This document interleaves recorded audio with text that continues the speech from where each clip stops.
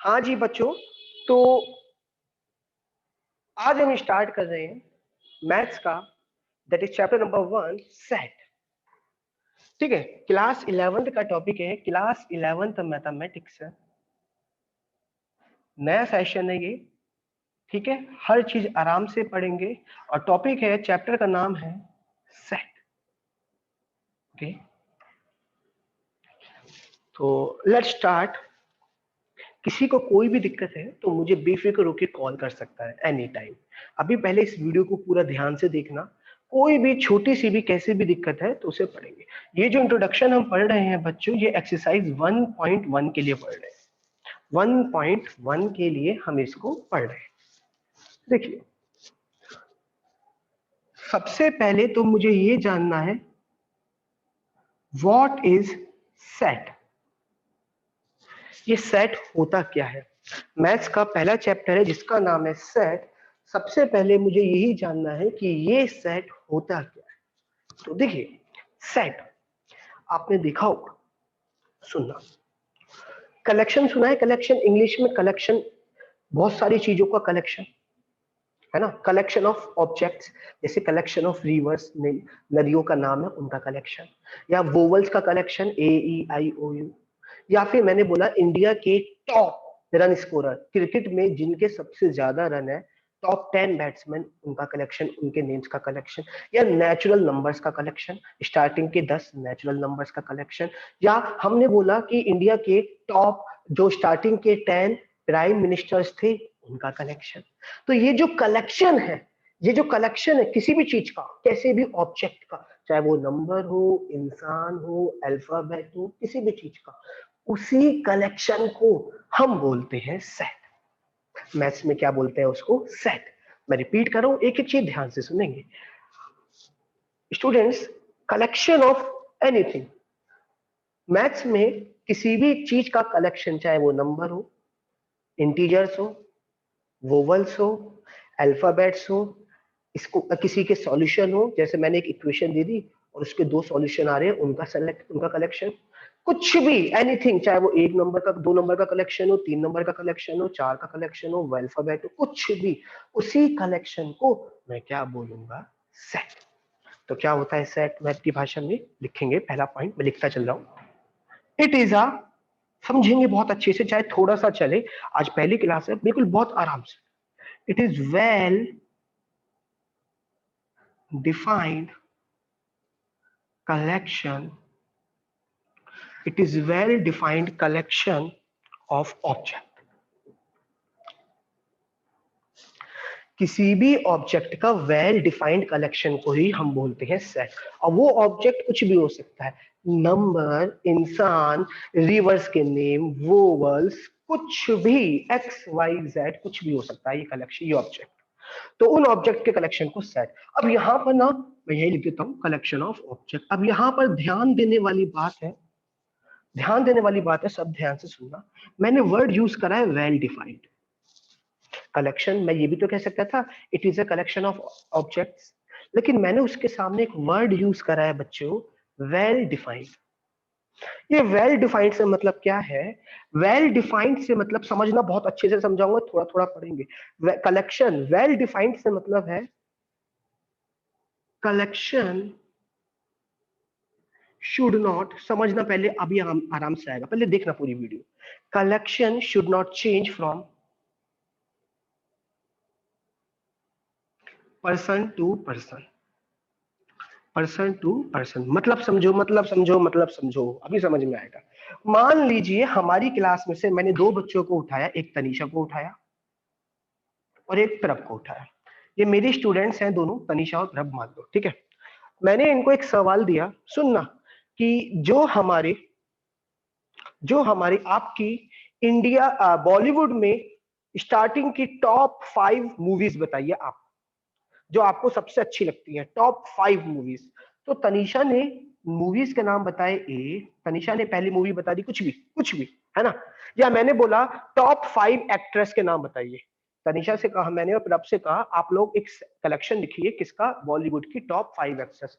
तो तनीषा ने नाम ले दिया दीपिका, सुनना मेरी बात अभी समझ में आएगा, और आलिया, ठीक है, तीसरे पे नाम दे दिया कैटरीना, है ना, और चौथे पे नाम दे दिया किसका, एक्स कुछ किसी का भी, और पांचवे पे किसी का भी। वही बात आई प्रभ के पास, तो प्रभ ने नाम लिया भैया किसका, सोनल, सोनम कपूर, ठीक है, या कुछ किसी भी चीज का, किसी भी 5 एक्ट्रेस का। अब जरूरी नहीं है कि जो 5 एक्ट्रेस तनिषा की फेवरेट है वही 5 एक्ट्रेस प्रभ की फेवरेट हो। भाई दोनों की अपनी अपनी चॉइस है, यहाँ दोनों की अपनी अपनी चॉइस है। ये ये जो कलेक्शन है ये पर्सन टू पर्सन चेंज होगा, ये वेल डिफाइंड कलेक्शन नहीं कहलाया जाएगा। क्यों नहीं कहलाया जाएगा? क्योंकि ये collection person to person change हो रहा है। हो सकता है ये जो 5 बॉलीवुड एक्ट्रेस हैं ये किसी की कुछ कोई सी पसंद हो सकता है किसी के हिसाब से कोई हो। मेरे से पूछा गया कि आप सबसे क्लास में पूछा गया आप लोगों के हिसाब से स्टार्टिंग के टॉप 3 टीचर्स कौन है जो आपको फेवरेट है स्कूल में। अब भाई किसी बच्चे ने बोला कि मुझे ये सर पसंद है, मुझे ये सर, ये सर, किसी बच्चे ने बोला मुझे ये तीनों पसंद है, किसी ने बोला ये तीनों। तो ये जो ये कलेक्शन तो करा मैंने, लेकिन ये कलेक्शन हमारा वेल डिफाइंड नहीं कहलाया जाएगा। क्यों नहीं कहलाया जाएगा? क्योंकि ये collection person to person change हो रहा है। ये यूनिवर्सल ट्रुथ नहीं है, सभी के लिए एक सा नहीं है, सभी के लिए चेंज हो रहा है अपनी अपनी चॉइस के हिसाब से, अपनी अपनी चॉइसेस के हिसाब से। तो ऐसे कलेक्शन को हम कभी भी सेट नहीं बोलते, ऐसे कलेक्शन को हम कभी भी सेट नहीं बोलते। सेट होने के लिए क्या होना चाहिए, जो कलेक्शन है वो सभी के लिए सेम होना चाहिए। जैसे एग्जाम्पल लिखते चलना बच्चों, ठीक है, नोट डाउन करते चलना। छोटे एग्जाम्पल मैंने बोला नेचुरल नंबर्स लेस देन 3, 3 से कम नेचुरल नंबर। तो तनिषा ने आंसर दिया 1 2 3, और प्रभ का भी आंसर क्या आया 1 2 3। दोनों का सेम, दोनों का सेम। मैंने बोला vowels of English alphabet, vowels, तो तनिषा ने आंसर दिया ए ई आई ओ यू, फिर अब कभी यही आंसर आएगा, यही collection A E I O you.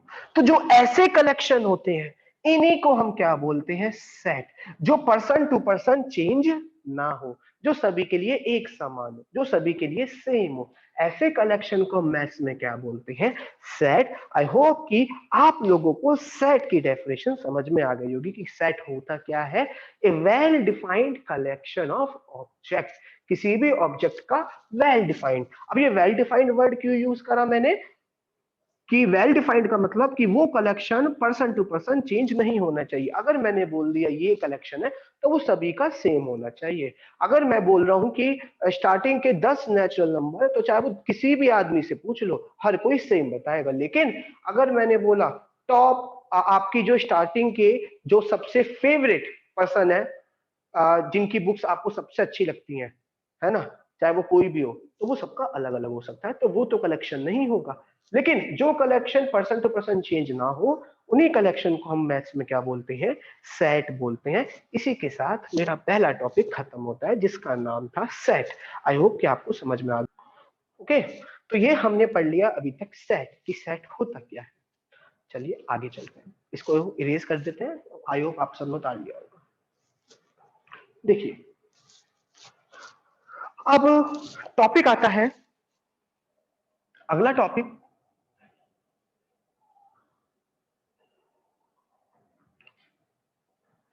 Representation of set. थोड़ा सा पढ़ाऊंगा आज, ठीक है, क्योंकि आज पहली क्लास से थोड़े बच्चे भी गायब हैं, ठीक है, तो सुनिए लेकिन अच्छे से करेंगे, और डेली सेशन में क्लास होगी। Representation of set. अब बात यह आती है कि हम किसी भी सेट को रिप्रेजेंट कैसे करें, सेट को लिखने का तरीका। अभी तक जो आपने बताया था वो सब एक ऑब्जेक्ट का नाम बताया था। जैसे मैंने बोला इवन नंबर, तो आपने बोला 2 4 6 8, ये सब केवल ऑब्जेक्ट के नेम थे। अब इसको ऑब्जेक्ट को लिखेंगे कैसे? फॉर एग्जांपल जैसे आप लोगों ने पढ़ा था ना कि अगर आप लोगों को किसी चीज को ऐड करना है तो आप क्या बोलते हो, मैंने कहा 2 और 5 को ऐड कर दो, आपने बोला 7, लेकिन उसको रिप्रेजेंट कैसे करते हो, ऐसे ना, 2 + 5 7। भाई आपने मन में कर लिया, आपने आंसर बता दिया, लेकिन उसको लिखने का तरीका तो ये है ना। तो उसी तरीके से आपने सेट तो समझ में आ गया, अब सेट को लिखते कैसे हैं, सेट को लिखते कैसे हैं। तो बेटा सेट को लिखने के दो तरीके हैं। सेट को रिप्रेजेंट करने के आपके पास दो तरीके हैं। देखिए, सबसे पहला आता है रोस्टर फॉर्म। क्या आता है? Roster form. रोस्टर फॉर्म को हम टेबुलर फॉर्म भी कहते हैं। रोस्टर फॉर्म को हम टेबुलर फॉर्म भी कहते हैं। अभी समझाऊंगा क्या होता है ये टेबुलर फॉर्म। क्या है टेबुलर फॉर्म? देख लो ब्लर हुआ होगा, ठीक है। और दूसरा आता है आपके पास सेट बिल्डर फॉर्म। तो आपको सेट को रिप्रेजेंट करने की दो फॉर्म है, आप दो तरीके से लिख सकते हो। जैसे फॉर एग्जांपल मैं, जैसे मुझे दो नंबर को ऐड करना, तो मैं क्या लिख सकता हूँ? Add 2 and 3। एक तरीका तो ये है लिखने का, और एक तरीका क्या है? 2 + 3। दो तरीके हैं ना। उसी तरीके से सेट को लिखने के भी दो तरीके हैं। सबसे पहला रोस्टर फॉर्म और दूसरा टेबुलर फॉर्म। आज सारा मैं रोस्टर फॉर्म के बारे में बता दूंगा और कल हम सेट बिल्डर फॉर्म के बारे में पढ़ेंगे। देन हम एक्सरसाइज 1.1, ठीक है। पहली चीज तो ये सुनेंगे असाइनमेंट, अभी सुन लेंगे, अभी बताएंगे। असाइनमेंट नोटबुक बनाएंगे सभी। मैं आज से तो नहीं, कल से, आज पहला दिन है, कल से डेली के आपको 10 क्वेश्चन दूंगा। 5 नहीं, अब 10 क्वेश्चन है। अब डेली के 10 क्वेश्चन दूंगा जो आपको असाइनमेंट नोटबुक में लिखने हैं और उनको सॉल्व करना है। वो एनसीईआरटी से अलग होंगे, पहले बता रहा हूँ। और आरडी शर्मा सब खरीद लीजिए, हमें आरडी शर्मा करनी है। पहले एनसीईआरटी, कुछ एक्सरसाइज एनसीईआरटी, फिर आरडी शर्मा, फिर एनसीईआरटी, फिर आरडी शर्मा, दोनों साथ के साथ लेके चलूंगा। ये मेरी जिम्मेदारी है, काम आपको करना है, कराऊंगा मैं।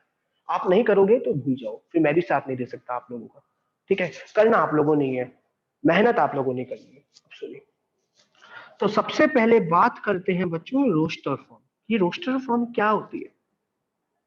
देखो, अभी सेट बिल्डर फॉर्म को भूल जाओ, सेट बिल्डर फॉर्म को भूल जाओ। सबसे पहले बात करते हैं किसकी? हम रोस्टर फॉर्म, ठीक है। सुनना मेरी बात, मैं कुछ एग्जांपल दूंगा, आपको समझ में आएगा।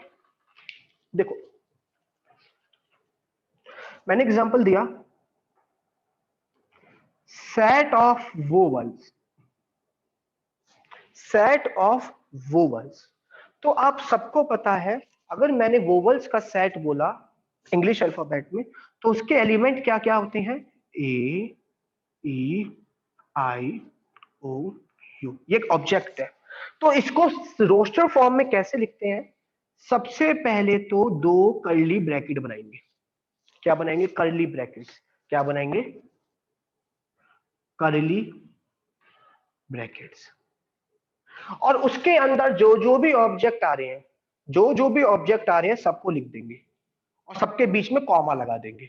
ए E I O U, A E I O U, A E I. और यही जो फॉर्म आई, इसी फॉर्म को हम बोलते हैं रोस्टर फॉर्म। क्या? जिसका भी कलेक्शन हमें करना है उसके हर एक एलिमेंट को लिखिए, उनके बीच में कॉमा लगाइए और उनको कर्ली ब्रैकेट में बंद कर दीजिए। ये जो फॉर्म लिखिए मिली है, ये फॉर्म ही मेरी क्या कहलाई जाती है? Roster form. क्या कहलाई जाती है? रोस्टर। और सबसे इंपॉर्टेंट चीज, रोस्टर फॉर्म के ये जो जो भी मैंने लिखे हैं, A E I O you, इनको हम बोलते हैं मेंबर। क्या बोलते हैं? Member of set. क्या? मेंबर, सदस्य, या फिर एलिमेंट्स, या फिर एलिमेंट ऑफ सेट्स, या फिर ऑब्जेक्ट, या फिर ऑब्जेक्ट। तो सबसे ज्यादा जो लैंग्वेज है वो तीनों में से कोई भी यूज कर सकता है बोर्ड में, एग्जाम में। मेंबर भी बोल सकता है, एलिमेंट भी, ऑब्जेक्ट भी। किसी भी सेट के अंदर जो हमारे ऑब्जेक्ट, जो भी हमारे वोवल्स आ रही हैं, जो भी कलेक्शन है, उन हर एक कलेक्शन को हम क्या बोलते हैं? Member, element, object. और उनको रोस्टर फॉर्म में लिखने का तरीका, उनको उतारिए, कॉमा लगाइए और कर्ली ब्रैकेट में बंद कर दीजिए। आप ये मत लिखना हर बार, ये तो मैंने बताया है केवल आपको, आपको तो केवल इतना लिखना ही है बस। ये मत लिख देना लाइन, है ना? ठीक है, ए ई आई ओ यू। अब सुनिए दूसरी चीज, सेट के अंदर जितने भी एलिमेंट आते हैं, सुनते रहना, सेट के अंदर जितने भी एलिमेंट आते हैं उनको आप हमेशा स्मॉल लेटर से डिनोट करेंगे। स्मॉल नंबर है तो बात अलग है, नंबर को तो नंबर की तरह डिनोट करेंगे, लेकिन अगर अल्फाबेट है तो आप उसको स्मॉल लेटर से डिनोट करेंगे। Small letter.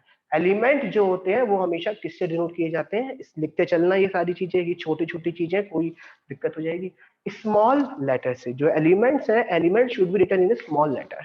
और हम जब भी कोई सेट लिखते हैं तो उसको किसी कैपिटल लेटर से डिनोट करते हैं। जैसे मैंने मान लिया कि इस वोवल के सेट को मैंने क्या नाम दे दिया, वी, तो उसको हमेशा किससे डिनोट करेंगे, वी से। तो जैसे मैंने बोला सेट ऑफ वोवल्स, तो उसको जनरल फॉर्म क्या हो गई, ये लिखने का तरीका क्या हो गया, v इक्वल टू AEIOU। ये v क्या है, इस सेट को रिप्रेजेंट कर रहा है कि मेरे पास एक सेट है v, जो v किसका सेट है, वोवल्स का, जिसके अंदर एलिमेंट क्या क्या है, या मेंबर या ऑब्जेक्ट AEIOU, और इसको कर्ली ब्रैकेट में बंद कर दीजिए। यही मेरा क्या है, सेट ऑफ वोवल्स, और इसी कलेक्शन को हम सेट करेंगे। एक एग्जांपल और सुनेंगे। नेचुरल नंबर लेस देन 6, तो मैंने मान लीजिए इसके सेट को मैंने ए मान लिया, हमेशा कैपिटल लेटर से डिनोट करेंगे सेट को ए। क्या क्या एलिमेंट आएंगे, 1 2 3 4 5, बन गया, हो गया काम खत्म, क्वेश्चन खत्म। एक नंबर में आता है ऐसे।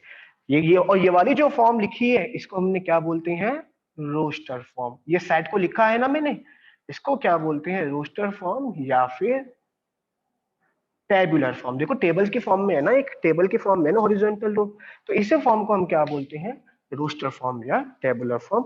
और इसी रिप्रेजेंटेशन को मैं वो रोस्टर टेबुलर फॉर्म बोलता हूँ। और यही मेरा सेट के एग्जांपल है। एक एग्जांपल और देखो, अभी एक एग्जांपल और देखो, ठीक है। मैंने बोला, सुनना मेरी बात, मेरे पे इरेज कर रहा हूँ सारा पार्ट। मैंने बोला set of all letter of Allahabad. Allahabad एक जगह है, इसके अंदर जितने भी लेटर यूज हो रहे हैं उनका सेट बनाओ। इसके अंदर जितने भी लेटर यूज हो रहे हैं, इंग्लिश अल्फाबेट यूज हो रहे हैं, अल्फाबेट, उन सबका एक सेट बनाओ।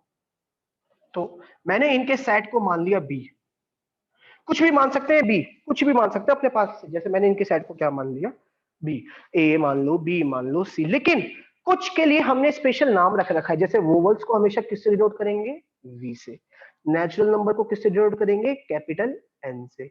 इंटीजर्स को कैपिटल जेड से, या फिर रेशनल नंबर को कैपिटल क्यू से। ये सब लिखवाऊंगा कल कल, ठीक है। कुछ कुछ कलेक्शन को हमने ऑलरेडी नाम दे रखा है सेट का, जैसे वोवल्स को वी मानते हैं। बाकी और सभी कलेक्शन को, छोटे मोटे कलेक्शंस को हम अपने पास से कुछ भी मान लेते हैं। लेकिन जो यूनिक कलेक्शन है, बड़े बड़े कलेक्शन, जैसे नेचुरल नंबर का सेट, होल नंबर का सेट, इंटीजर्स का सेट, उनका हमने ऑलरेडी नाम रख रखा है। जैसे वोवल्स को क्या रख रखा है, वी, नेचुरल नंबर्स के लिए क्या रख रखा है, एन। तो अगर कहीं भी हमें वी लिखा मिला तो हम खुद समझ जाएंगे ना कि उसका मतलब कौन सा सेट है, वोवल्स। अगर कहीं भी हमें एन लिखा मिला तो हम खुद समझ जाएंगे ना कौन सा सेट है, नेचुरल नंबर। तो वो मैं कल लिखवाऊंगा कि कौन कौन से सेट हमने मैथ्स में पहले ही मान रखे हैं। बाकी तो जो छोटे मोटे सेट बनते हैं इन्हीं में से, उनको तो कुछ भी मान लीजिए, जैसे इसमें से बना दिया बी। अब आपके हिसाब से इसमें क्या क्या यूज हो रहा है, ए, एल, एल, ए, एच, ए, बी, ए, डी। आपने उतना उतारा, बिल्कुल गलत, बिल्कुल गलत। पहली चीज तो कहोगे भैया क्या गलत है इसमें, मैं बता रहा हूं बिल्कुल गलत। क्यों गलत है, पहली चीज तो कोई भी एलिमेंट रिपीट नहीं होगा। जब भी आप रोस्टर फॉर्म में लिखेंगे, एलिमेंट कभी भी रिपीट नहीं होते। Element do not repeat. देखिए यहां भले ही ए 3 बार आ रहा है, तो आपको 3 बार ना लिख के केवल एक ही बार लिखना है, चाहे 4 बार क्यों ना आ रहा हो, एक ही बार लिखना है। एल कितनी बार आ रहा है, 2 बार आ रहा है, आपको मतलब नहीं, आप एक ही बार लिखेंगे। एलिमेंट्स कभी भी रिपीट नहीं होंगे। एच कितनी बार आ रहा है, एक ही बार। और क्या यूज हो रहा है, बी यूज हो रहा है, और क्या यूज हो रहा है, डी। अब ये सही है। तो याद रखिएगा, कभी भी आप लोग जो सेट के अंदर एलिमेंट है, वो एक एलिमेंट कभी भी 2 बार नहीं आता, वो एक ही बार। क्योंकि हमसे कहा गया है कि ये लेटर इसमें किस किस लेटर से मिलके बना है, तो इन्हीं लेटर से तो मिलके बना है ना। अच्छा अब आप कहोगे भैया अभी तो आपने बोला था कि जो एलिमेंट्स होते हैं वो स्मॉल लेटर से होते हैं, स्मॉल लेटर से होते हैं, जैसे यहाँ लिखा। हाँ मैंने सही बोला, लेकिन यहां हमें पहले से गिवन है ना इलाहाबाद, हमें पहले से गिवन है ना, हमें पहले से बता रखा है कि हमें कौन सा लेटर लेना है, इलाहाबाद, और इलाहाबाद के अंदर हर एक लेटर कैसे लिखा है, कैपिटल, इसलिए हमने एलिमेंट कैपिटल लिखा। लेकिन अगर हमको नहीं गिवन तो फिर हम स्मॉल ही लिखेंगे। यहाँ हमें पहले से गिवन है कि हमें किस वर्ड में से लेने हैं लेटर, इलाहाबाद, और जो दे रखा है जिसके सारे लेटर कैसे हैं, कैपिटल, इसलिए उसके सारे एलिमेंट भी क्या है, कैपिटल। लेकिन ऐसा जरूरी नहीं है, अगर आपको जैसे मैंने वोवल्स बोला तो आप स्मॉल ही लिखेंगे। हाँ, अगर कोई चीज पहले से गिवन है और उसमें से निकालनी है तो फिर आप लोग जैसा उसमें दे रखा हो वैसा लिखेंगे। अगर स्मॉल है तो स्मॉल, कैपिटल है तो कैपिटल। इस तरीके से हमारी रोस्टर फॉर्म पूरी तरीके से खत्म होती है। जल्दी से एक छोटा सा दो पढ़ा उसको सुनते हैं। सबसे पहले मैंने पढ़ाया आपको सेट होता क्या है। सेट क्या होता है, एक वेल डिफाइंड कलेक्शन जो सभी के लिए सच हो, जो पर्सन टू पर्सन चेंज नहीं होता। कुछ एग्जांपल दिए। उसके बाद मैंने आपको बताया कि सेट को लिखने के दो तरीके हैं, पहला रोस्टर फॉर्म, दूसरा set builder form. Roster form अभी हमने पढ़ी। रोस्टर फॉर्म क्या होती है, रोस्टर फॉर्म उस फॉर्म में कहते हैं जिसमें हम सेट के अंदर जितने भी ऑब्जेक्ट आ रहे हैं सबको लिखते हैं, सबके बीच में कॉमा लगाते हैं और सबको कर्ली ब्रैकेट में बंद कर देते हैं, कर्ली ब्रैकेट में बंद कर देते हैं। और उस कर्ली ब्रैकेट वाले कलेक्शन को हम एक नया नाम दे देते हैं जिसको डिनोट करते हैं कैपिटल लेटर से। ठीक है, जैसे वोवल्स के सेट को क्या माना, कैपिटल वी। उसके एलिमेंट क्या होते हैं, A E I O U, A E I O U, हमेशा स्मॉल लेटर से लिख के जाएंगे और सब में कॉमा, सब में ब्रैकेट। इस फॉर्म को हम बोलते हैं रोस्टर फॉर्म। ठीक है, जैसे अगला example natural number less than 6, ये रोस्टर फॉर्म, इलाहाबाद। ठीक है, अब बात यह आती है कि अगर हम लोग, दूसरी चीज, कोई भी एलिमेंट रिपीट नहीं होगा, कोई भी एलिमेंट एक से ज्यादा रिपीट नहीं होगा। अगर एलिमेंट हमें पहले से ही गिवन हो, अगर वो कैपिटल लेटर में गिवन हो पहले से ही, तो हमारे ऑब्जेक्ट भी कैपिटल में लिखे जाएंगे, नहीं गिवन होता तो स्मॉल में लिखे जाते। ठीक है, अगली इंपॉर्टेंट चीज, आप इसको ऐसे भी लिख सकते हो, LHBAD, मतलब ऑर्डर इंपॉर्टेंट नहीं है, ऑर्डर इज नॉट इंपॉर्टेंट। आप पहले किसी भी नंबर को लिख सकते हो, पहले जैसे AEIOU है ना, तो आप AEIOU की जगह AEIOU की जगह ऐसे भी लिख सकते हो, आगे पीछे लिख सकते हो, कोई अंतर नहीं पड़ेगा। ठीक है, पहली चीज क्या बताई, सेट हमेशा कैपिटल लेटर से डिनोट होगा। अगर उसके एलिमेंट हमें पहले से गिवन नहीं है तो हमेशा स्मॉल से लिखेंगे, और अगर गिवन है तो कैपिटल से। दूसरी चीज, कोई भी एलिमेंट दोबारा रिपीट नहीं होगा, अगर जो एक बार आ गया वो चाहे वो भले ही कितनी बार आ रहा हो एक ही बार लिखेंगे। अगली चीज, उनका ऑर्डर इंपॉर्टेंट नहीं है और इनको किस में बंद करते हैं, कर्ली ब्रैकेट में। ये जो लिखने का तरीका है सेट का, इसी को बोलते हैं रोस्टर फॉर्म। और कल हम अपनी क्लास में स्टार्ट करेंगे सेट बिल्डर फॉर्म, दूसरी फॉर्म, और पहले एक्सरसाइज फिर हम करना स्टार्ट करेंगे। ठीक है, आई होप कि आप लोगों को सेट क्या होता है, उसके एग्जाम्पल और साथ के साथ सेट को लिखने का तरीका में पहली फॉर्म समझ में आ गई होगी।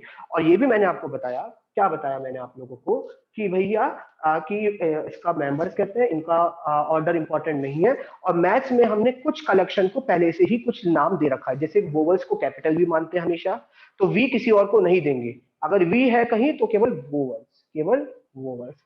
उसी तरीके से अगर हमने बोल दिया एन, तो एन का मतलब नेचुरल नंबर, वो हमने डिफाइन कर दिया, असाइन कर, जैसे धोनी को 7 नंबर दे दिया, अब 7 नंबर धोनी का है। ये हमने, जैसे मैंने बोल दिया खुशी का रोल नंबर 3 है, अब 3 रोल नंबर किसी और का नहीं हो सकता। उसी तरीके से मैंने सेट, इस सेट को नाम कर दे दिया वी, अब वो और किसी का नहीं हो सकता। मैथ्स में हमने कुछ ऐसे नाम रख रखे हैं सेट्स के, वो हम कल पढ़ेंगे। और आज के लिए इतना ही करेंगे। आई होप आपको समझ में आ गया होगा। कोई भी क्वेरी हो तो कॉन्टेक्ट नंबर है डिस्क्रिप्शन में, उसमें कॉल कर लेना, बेफिक्र होकर तुरंत। ठीक है, ओके।